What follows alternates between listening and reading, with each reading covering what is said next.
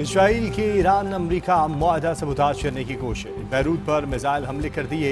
Israeli missile हमलों में 2 अफराद शहीद, 4 जख्मी हो गए। ईरानी पार्लियामेंट के स्पीकर बाकर कालिबाफ ने बैरूत पर इसराइली हमले पर रद्द-ए-अमल में कहा कि जाहिर होता है अमरीका या तो अपनी जिम्मेदारियों को पूरा करने का अज़्म नहीं रखता या फिर इसकी सलाहियत नहीं रखता।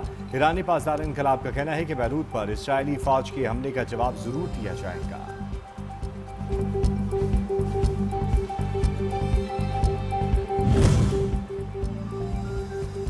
इसराइल बैरूत पर हमले फौरी बंद करे, किसी सूरत ईरान से मुआहदे में रुकावट न बने। अमरीकी सदर डोनाल्ड ट्रंप ने खबरदार कर दिया, ईरान और अमरीका मुआहदे के इंतहाई करीब हैं। ऐसे वक्त में बैरूत पर हमला नहीं होना चाहिए था। ऐसी कार्रवाइयाँ अहम मामलात को खराब कर सकती हैं। तमाम फरीकैन को तहम्मुल का मुजाहिरा करना चाहिए।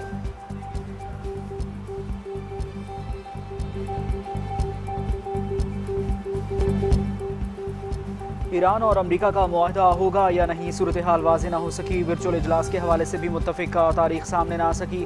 अमरीका और ईरान के दरमियान जंग के खात्मे से मुतालिक मुआहदे पर दस्तखत से मुतालिक दोनों जानिब से मुतज़ाद बयानात। अमरीकी सदर का डील पर जल्द दस्तखत का दावा। ईरानी हुकाम का कहना है कि फ़िलहाल दस्तखत के लिए कोई तारीख फ़ाइनल नहीं हुई।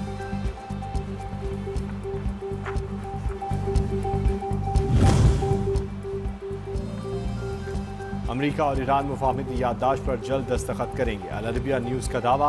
रिपोर्ट में कहा गया कि वर्चुअल इजलास पाकिस्तान और कतर की सालसी में होगा। इजलास में जेडी वेंस और बाकर कालिबाफ की शिरकत मुतवक्के। मुफाहमती याददाश्त पर दस्तखत के बाद अपना हुर्मुज़ खोल दिया जाएगा। मुआहदे के तहत बहरी जहाज़ों को बगैर फीस आमदोरफ्त की इजाज़त होगी।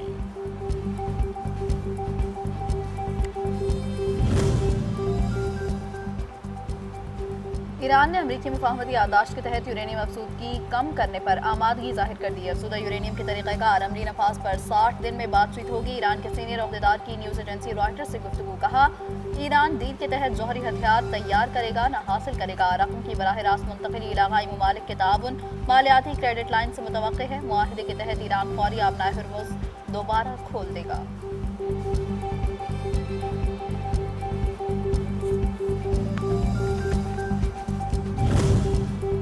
अमरीकी सदर डोनाल्ड ट्रंप का ईरान के साथ मुआहदे पर दस्तखत जल्द होने का दावा। ट्वीट में लिखा, दस्तखत होते ही आबनाए हुर्मुज़ खोल दी जाएगी। माजी की अमरीकी हुकूमतों के मुकाबले में ईरान के साथ हमारे ताल्लुकात ज़्यादा बेहतर हैं। मुआहदे के तहत ईरान को किसी किस्म की माली अदायगी नहीं की जाएगी। ईरान अब जौहरी हथियार हासिल करने का ख्वाहिशमंद नहीं है। ईरान के साथ हमारा मुआहदा ओबामा मुआहदे से यकसर मुख्तलिफ होगा।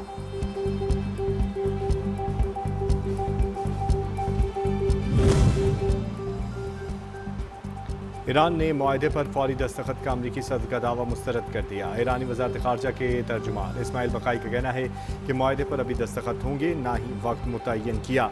हतमी राय देना क़ब्ल अज़ वक्त होगा। मौजूदा मरहले पर जोहरी मामला ज़ेर गौर नहीं आएगा।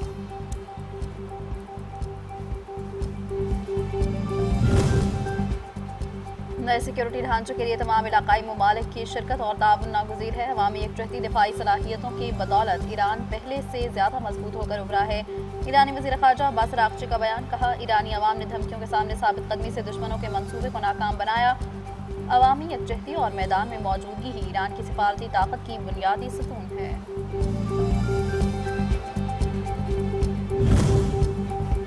ईरान के साथ मुआहिदा पायदार, देरपा अमन यकीनी बनाने वाला होना चाहिए। बरतानवी वज़ीर आज़म का ट्रंप को फ़ोन। के स्टारमा कहते हैं, बरतानिया किसी भी अमन मुआहदे के निफाज में ताउन के लिए तैयार। जहाज़ जाने की आज़ादी को बहाल किया जाना चाहिए ताकि आलमी सतह पर मुआशी असरात को कम किया जा सके।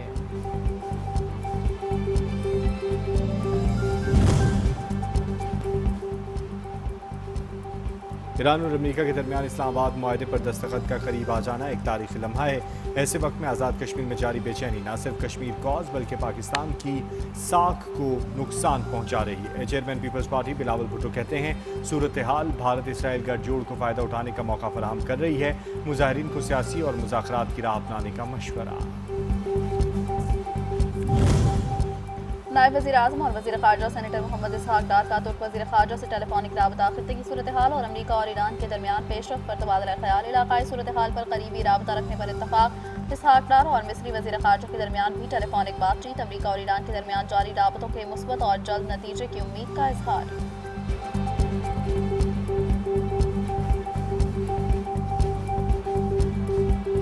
हम हम उस साइड पर थे तब भी हमने मिसाक मईशत की, मिसाक जमहूरियत की बात की।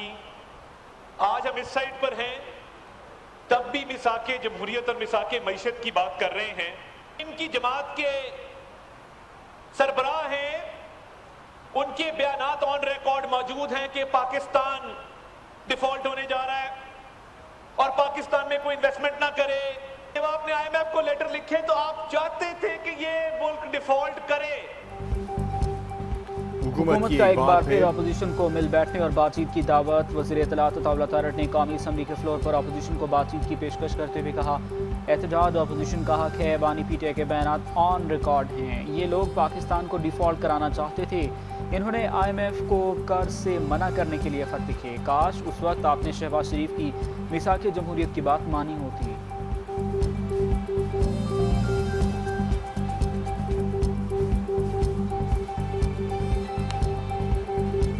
और हमने वो जमहूरियत देखी है कि जब इनके पास हम प्रोडक्शन ऑर्डर के लिए मिन्नतें करने जाया करते थे, प्रोडक्शन ऑर्डर जारी नहीं होता था। 9 महीने तक सुप्रीम कोर्ट के फैसलों को ठुटे मारे गए, अमल नहीं किया गया। ये फस्तायत की बात करते हैं। हमने जेलें देखी, जिस तरह झूठे मुकदमों में इन्होंने ऑपोजिशन को दीवारों के साथ चुना, इनकी फस्तायत, इनकी जमहूरियत का चेहरा पूरी कौम ने देखा।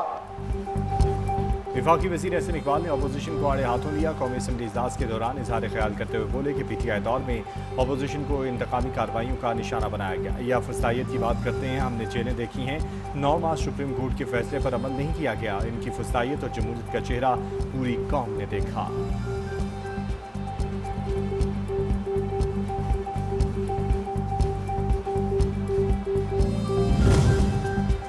कौमी असम्बली में वफाकी बजट पर गर्मा गर्म बहस। हुकूमती इत्तेहाद पीपल्स पार्टी भी अपोजिशन की हमजबान, बजट को अवाम दुश्मन करार दे दिया। पीपल्स पार्टी रहनुमा शर्मिला फारूकी ने कहा, हुकूमत ने बजट में नौजवानों की कीमत समोसे से भी सस्ती लगा दी है।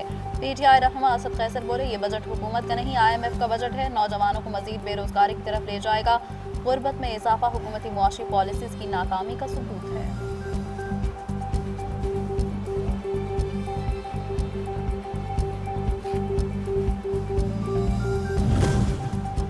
पहले हमारा कर्ज 85,000 अरब था, इस साल भी कर्ज 7,200 अरब रुपए बढ़ जाएगा। हुकूमती बजट बेमानी है। सीनियर सियासतदान शाहिद खकान अब्बासी की न्यूज़ कॉन्फ्रेंस। कहा, हुकूमत इजाफी कर्ज और टैक्स बढ़ाकर अखराजात पूरे करती है। सबसे पहले कानून की हुक्मरानी ज़रूरी है। 3,000 अरब दिफा, 8,000 अरब सूद पर खर्च कर रहे हैं।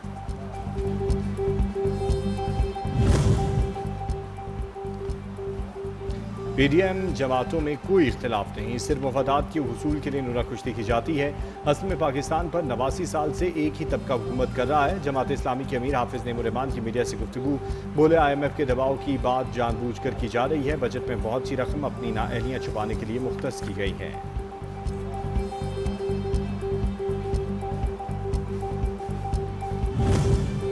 कौम खाई में गिर रही है, आप खामोश हैं, ये नहीं चलेगा। MQM रहनुमा मुस्तफ़ा कमाल की न्यूज़ कॉन्फ्रेंस। कहा, ये रवैया अब रुक जाना चाहिए। जिसके पास किरदार नहीं वो कौम का मुकदमा क्या लड़ेगा।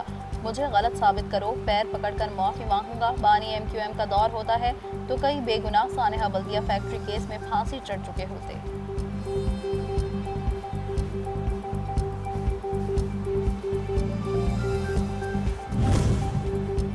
FBR को कारोबारी रिकॉर्ड का दोबारा ऑडिट कराने का इख्तियार देने की तजवीज़। फाइनेंस बिल में अकाउंट्स की दोबारा जांच से मुतालिक नई शिक शामिल करने की तजवीज़ कर दी गई। नई शिक के मुताबिक कमिश्नर को मखसूस हालात में री ऑडिट का हुक्म देने का इख्तियार मिल जाएगा। हिसाबात में बेज़ाब्ती के शुबे पर दोबारा ऑडिट कराया जा सकेगा। इससे पेचीदा और बड़े मालियाती रिकॉर्ड की दोबारा जाँच मुमकिन हो सकेगी।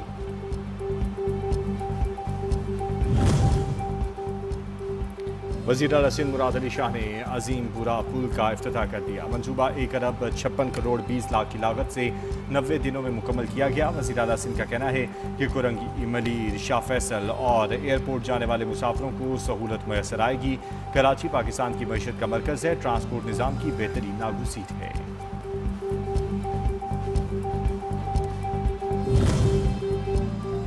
कालादम इंतशारी कमेटी के मुसल्लह जत्थों की पुलिस की बख्तरबंद गाड़ी पर फायरिंग, नाम नहाद पुरअमन एहतजाज की हकीकत आया हो गई। शरपसंदों ने 30 से ज़ायद गोलियां बरसाईं, जिससे पुलिस की बख्तरबंद को नुकसान पहुंचा।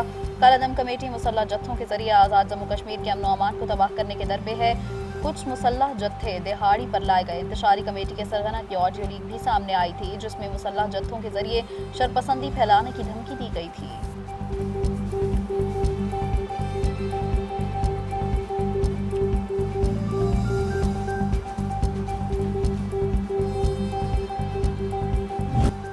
कालादम जॉइंट एक्शन कमेटी की हड़ताल ने आज़ाद कश्मीर के अवाम का जीना मुश्किल कर दिया। शहरी कहते हैं हड़ताल के बायस गरीब दिहाड़ीदार तबका परेशान है। घरों में चीनी है न आटा, रोज़गार बंद होने से चूल्हे ठंडे पड़ गए। आज़ाद कश्मीर के गरीब अवाम अब मज़ीद किसी हड़ताल और बहरान के मुतहम्मिल नहीं हो सकते।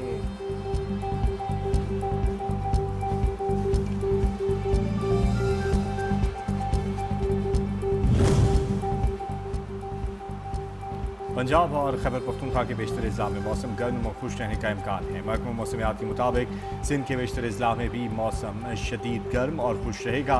ताहम बालाई सिंध में बाज़ मकामात पर गर्द आलूद हवाएं चलने की पेशगोई की गई है। मरी गिलियात और मुल्हिका इलाकों में तेज़ हवा और गरज चमक के साथ बारिश मुतवक्किल है।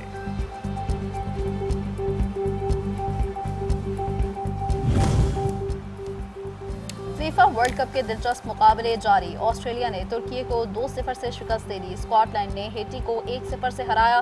स्विट्जरलैंड और कतर के दरमियान मैच 1-1 गोल से बराबर। कतर की टीम पहली बार मेगा इवेंट में पॉइंट हासिल करने में कामयाब हुई।